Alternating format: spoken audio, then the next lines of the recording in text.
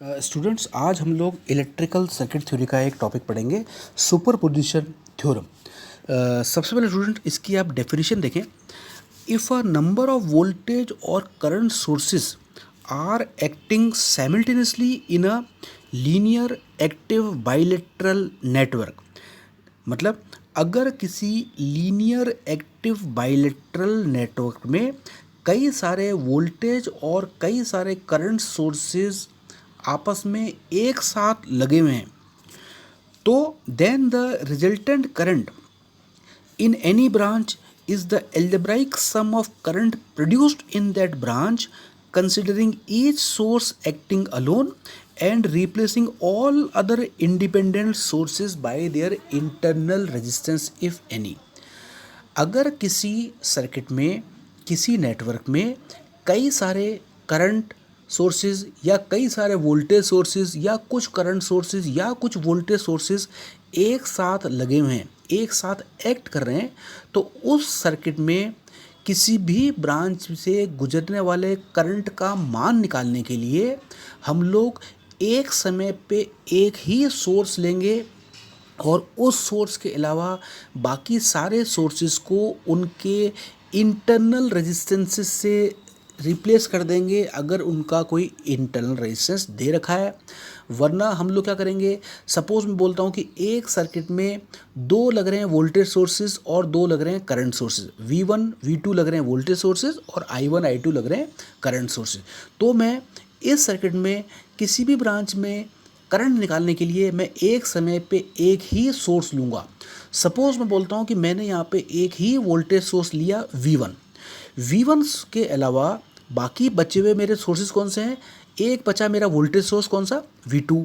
तो V2 को मैं शॉर्ट सर्किट से रिप्लेस कर दूंगा। अगर इसका कोई इंटरनल रेजिस्टेंस दे रखा है तो वो लगा दूंगा, अगर इंटरनल रेजिस्टेंस नहीं दे रखा तो मैं इसको शॉर्ट सर्किट से रिप्लेस कर दूंगा। अब मेरे दो करंट सोर्सेज कौन से बचते हैं, I1 और I2। इन दोनों करंट सोर्सेज को मैं ओपन सर्किट से रिप्लेस कर दूंगा या इनके शॉर्ट इंटरनल रेजिस्टेंस रिप्लेस कर दूंगा अगर कोई दे रखा है तो स्टूडेंट्स ये हमारा इसमें कहलाता है सुपरपोजिशन थ्योरम की डेफिनेशन या इसका स्टेटमेंट। अब स्टूडेंट्स इसका प्रूफ देखें। आप एक डायग्राम देखें, मैंने एक डायग्राम बना रखा है, यहाँ पे एक सर्किट बना रखा है जिस सर्किट में मैंने तीन ले रखे हैं रेजिस्टेंसेस R1 R2 और R3। ये तीनों रेजिस्टेंस मेरे टी शेप में जुड़े हुए हैं और मैंने दो ले रखे हैं वोल्टेज सोर्सेज V1 और V2। अब स्टूडेंट्स मैं बोलता हूँ ये दोनों मेरे जो वोल्टेज सोर्सेज हैं, ये दोनों मेरे कौन से हैं, इंडिपेंडेंट वोल्टेज सोर्सेज जिनका मान मेरा कितना है, V1 और V2। अब हम लोग जो मेरी तीनों ब्रांचेज हैं जिसमें मेरा R1 R2 और R3 लगा हुआ है, उन तीनों ब्रांचेज में से मैं इन दोनों सोर्सेज के कारण जो करंट फ्लो होगा उनको मैं एक एक करके निकालूंगा। सबसे पहले स्टूडेंट्स हम लोगों ने, आप देखें कि मैंने सिर्फ पहला सोर्स लिया है V1 एक्टिंग अलोन। जैसा कि आप डायग्राम में देख पा रहे हैं, यहाँ पे मेरे डायग्राम में या नेटवर्क में दो सोर्स लग रहे हैं, वोल्टेज सोर्स लग रहे हैं V1 और V2। मैं सबसे पहले लेता हूँ source, voltage source only V1 is acting alone. अब मैं मेरे इस सर्किट को दोबारा रीड्रॉ करता हूँ। मैंने जैसा कि आपको बताया कि मैं एक समय पे एक सोर्स को ही लूँगा और सर्किट को सिंप्लीफाई करने से पहले सर्किट में मैं करंट की डायरेक्शंस अगर मुझे ऑलरेडी मार्क करके दे रखी हैं तो वो मैं मान के लूँगा, वरना मैं करंट्स की डायरेक्शन मार्क कर दूंगा। आप सबसे पहले डायग्राम में आप देखें, मैंने I1 I2 I3 की डायरेक्शंस को एरो की सहायता से तीनों ब्रांचेस के अंदर मार्क करी हुई हैं। अब जब मेरा सिर्फ वोल्टेज सोर्स V1 अकेला एक्ट कर रहा है तो मैंने डायग्राम को रीड्रॉ किया। आप देखें वोल्टेज सोर्स मैंने लगाया यहाँ पे डायग्राम में V1, रेजिस्टेंस लगाया R1, फिर रेजिस्टेंस लगाया R2 और एक लगाया रेजिस्टेंस R3। V2 सोर्स जहाँ मेरा लगा हुआ था, जैसा कि मैंने आपको बताया कि अगर मेरे को वोल्टेज सोर्स का कोई भी इंटरनल रेजिस्टेंस नहीं दे रखा तो मैं इस वोल्टेज सोर्स को शॉर्ट मान लूँगा। तो जैसे कि आप डायग्राम में देख रहे हैं, जहाँ पे मेरा ओरिजिनल डायग्राम में वोल्टेज सोर्स V2 लगा हुआ था, वहाँ पे मैंने मेरे नए सर्किट डायग्राम में जो मेरा पार्ट ए है, जहाँ पे मेरा अकेला वोल्टेज सोर्स V1 एक्ट कर रहा है, वहाँ पे मैंने वोल्टेज सोर्स V2 को शॉर्ट कर दिया है। अब क्योंकि मेरा सर्किट डायग्राम में एक ही वोल्टेज सोर्स है तो ये ही वोल्टेज सोर्स सर्किट में करंट को गवर्न करेगा, करंट को डायरेक्ट करेगा या करंट की डायरेक्शन इसके हिसाब से हम मार्क करेंगे। तो जैसे कि आप देख पा रहे हैं जो मैंने सर्किट डायग्राम नया वाला बनाया है, इसमें मेरा वोल्टेज सोर्स लेफ्ट साइड पे एक्ट कर रहा है और ऊपर इसका प्लस है और नीचे इसका माइनस पोलैरिटी है। तो मेरे सारे जो करंट्स होंगे वो मेरे लेफ़्ट टू राइट फ्लो होंगे। मतलब मेरा जो I1 डैश करंट है, जो कि मेरा ओरिजिनल करंट मेरा कितना था I1, जो कि R1 के अंदर फ्लो हो रहा था, परंतु क्योंकि मैंने यहाँ पे सिर्फ वोल्टेज सोर्स V1 को अकेले को लिया है, इसलिए मैंने करंट्स की जो मैग्नीट्यूड है उनको भी चेंज कर दिया है। मैंने अभी करंट लिया है R1 सर्किट एलिमेंट से I1 डैश। ये करंट I1 डैश आगे नोड पे जाके दो भाग में टूटेगा। I2 डैश करंट जाएगा मेरा R2 रेजिस्टेंस से और I3 डैश करंट मेरा नीचे मुड़ जाएगा R3 रेजिस्टेंस के अंदर से। अब स्टूडेंट्स आप देखें कि सबसे पहले मैं यहाँ पे इस नेटवर्क से मैंने निकाला इक्विवेलेंट रेजिस्टेंस R इक्विवेलेंट। आप देखें इसमें R2 और R3 पैरेलल में है और इनके दोनों के पैरेलल से मेरा सीरीज रेजिस्टेंस कौन सा R1 जुड़ा हुआ है। तो R इक्विवेलेंट मेरा हो जाएगा R1 plus R2 R3 upon R2 plus R3। इस इक्विवेलेंट रेजिस्टेंस को लेकर के मैं मेरे ए वाले पार्ट से I1 डैश को फाइंड आउट करूंगा। I1 dash is equal to V1 upon R equivalent. ये स्टूडेंट मेरा इसमें समीकरण नंबर 1 है। अब आप यहाँ पे करंट डिवाइडर रूल को लगा करके I2 डैश को फाइंड आउट करें। I2 dash is equal to I1 dash into R3 upon R2 plus R3। ये मेरा हुआ समीकरण नंबर 2। इसी तरह स्टूडेंट्स आप I3 डैश करंट को फाइंड आउट कर लें थर्ड ब्रांच के अंदर। I3 dash is equal to I1 dash into R2 upon R2 plus R3। ये मेरा इसमें हुआ समीकरण नंबर 3। ये स्टूडेंट्स हम लोगों ने तीनों ब्रांचेज में करंट फाइंड आउट कर लिए जब हमारे सर्किट में सिर्फ वोल्टेज सोर्स V1 लगा हुआ था। इसी तरह स्टूडेंट्स आप देखें इसका पार्ट नंबर बी, जब मेरा सर्किट में ओनली वोल्टेज सोर्स V2 लगा हुआ है, तो स्टूडेंट्स मैं मेरे ओरिजिनल सर्किट को दोबारा रीड्रॉ करूंगा। आप देखें मैंने राइट साइड पे लगा रखा है वोल्टेज सोर्स V2, ऊपर इसका लग रहा है पोलैरिटी प्लस, नीचे लग रही है पोलैरिटी माइनस। इसके साथ में मैंने लगा रखा है रेजिस्टेंस R2, फिर मैंने लगा रखा है रेजिस्टेंस R3 और लास्ट में लगा रखा है मैंने रेजिस्टेंस R1। चूँकि इस नए वाले डायग्राम में मेरा ओनली वोल्टेज सोर्स V2 लग रहा है और ये लग रहा है मेरा राइट साइड पे, तो अभी यही मेरा सोर्स जो है सर्किट में करंट को गाइड करेगा। मतलब मेरे सारे करंट जो है वो राइट टू लेफ्ट चलेंगे। तो मेरा R2 जो ब्रांच है उसके अंदर मेरा करंट फ्लो होगा I2 डबल डैश। अगेन ये करंट जाके नोड पे दो भाग में टूटेगा। R1 एलिमेंट से करंट गुजरेगा I1 डबल डैश और R3 एलिमेंट से करंट गुजरेगा I3 डबल डैश।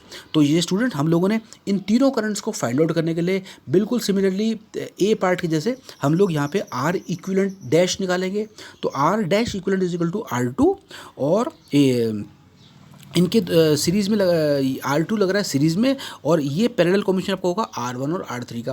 तो R dash equivalent is equal to R2 plus R1 R3 upon R1 plus R3। इसको यूज़ करके हम I2 डबल डैश को फाइंड आउट करेंगे। तो I2 double dash is equal to V2 upon R dash equivalent. ये student हमारा हुआ समीकरण नंबर 4। अब आप करंट डिवाइडर रूल लगा करके I1 डबल डैश और I3 डबल डैश को फाइंड आउट कर लें। तो I1 double dash is equal to I2 double dash into R3 upon R1 plus R3। ये हमारा कहलाएगा समीकरण नंबर 5। इसी तरह से I3 double dash is equal to I2 double dash into R1 upon R1 plus R3। ये हमारा इसमें कहलाएगा समीकरण नंबर 6। अब स्टूडेंट्स हम लोगों ने जब सर्किट में अकेला वोल्टेज सोर्स V2 लग रहा था तो हमने तीनों करंट्स निकाल लिए। तो हम लोगों ने स्टूडेंट्स क्या किया, यहाँ पे क्योंकि हमारे दो वोल्टेज सोर्स लग रहे थे ओरिजिनल नेटवर्क में, तो हमने एक समय पे एक एक सोर्स को लेकर के मैंने सब ब्रांचेस में करंट फाइंड आउट कर लिया। अब स्टूडेंट्स आप ओरिजिनल नेटवर्क को दोबारा देखें। ओरिजिनल नेटवर्क में जो हमारे करंट्स थे वो थे हमारे I1, I2 और I3। और स्टूडेंट्स एक बार इन करंट्स के डायरेक्शंस भी आप देख लें।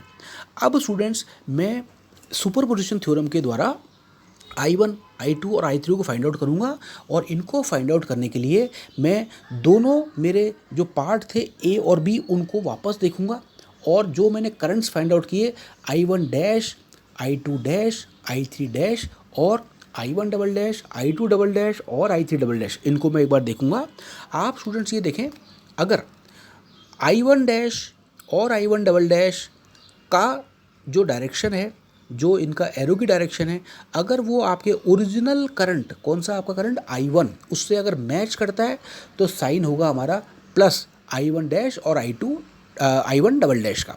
अगर I1 डैश और I1 डबल डैश का जो डायरेक्शन है वो ओरिजिनल डायरेक्शन ऑफ करंट से मैच नहीं करता तो हमारा उसी का साइन हो जाएगा नेगेटिव।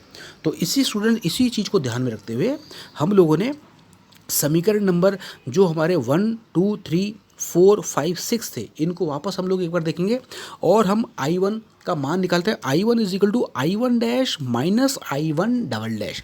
ये स्टूडेंट्स क्यों हुआ? I1 डैश जो है, आप इसका डायरेक्शन देखें, ये I1 से मैच कर रहा है, मतलब I1 डैश का डायरेक्शन और I1 का डायरेक्शन दोनों सेम है, इसलिए I1 डैश का साइन मैं लूँगा प्लस। परंतु I1 डबल डैश का आप साइन देखें, इसका डायरेक्शन देखें आप, इसका डायरेक्शन I1 के डायरेक्शन से रिवर्स है, तो इसलिए I1 डबल डैश का साइन मैं लूँगा माइनस। तो इस कारण से मेरा जो करंट हुआ, ओरिजिनल करंट कौन सा, I1, उसका मान निकाला मैंने I1 dash minus I1 double dash. इसी तरह स्टूडेंट आप देखें I2, जो मेरा ओरिजिनल करंट है I2 का मान निकाला मैंने minus I2 dash plus I2 double dash. ये क्यों हुआ?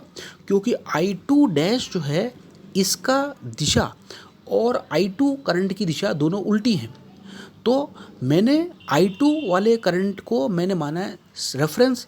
तो इसका मतलब अगर I2 डैश की दिशा I2 करंट से मैच नहीं कर रही तो I2 डैश का साइन लिया मैंने नेगेटिव, और I2 डबल डैश को मैंने इसमें ऐड किया है क्योंकि I2 डबल डैश और I2 करंट जो है ओरिजिनल करंट दोनों का दिशा सेम है। इसी तरह स्टूडेंट्स I3 को आप देखें, I3 is equal to I3 dash plus I3 double dash, क्योंकि I3 डैश और I3 डबल डैश दोनों की दिशा I3 करंट से मैच कर रही है। तो स्टूडेंट्स ये हमारा कंप्लीट डिस्क्रिप्शन है सुपरपोजिशन थ्योरम का।